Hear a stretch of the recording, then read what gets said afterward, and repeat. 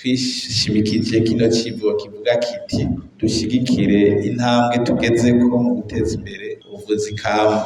Ejo twari ngaha nyene aho twariko turarabira hamwe igitabo gitororokanya imiti mwebwe mwadufashije gushira ahabona, yavuze ko irengera 400 ndetse n'ingwara iyo miti ivura. Ivyo rero bikazofasha abahinga n'abashakashatsi gupima neza ingene iyo miti ivura, ivyo bita principe actif, kugira tuzomenye ko nimba dufata amazi y'inganigani mbega mfata agacupa gatoya canke mfata iritiro. Ico gitabo twari tukirindire kuva hararenze imyaka 10. Wewe Jota ati mu 2040 nzoba mfise imiti ngahe ishobora kuja muri laboratoire muri INSP. Wewe Bernardo muri irya miti ukoresha udashaka gushira ahabona neza, uratwemereye ko mu 2040 hazo harimwo imiti 3 izo imaze gukorwa ko ubushakashatsi tukandika mu gitabo, mbere uzohavuna yitirirwa uzoshaka kuwukoresha wese azobanza kukubaza kugira ngo umufuko wawe uheze uronka amahera.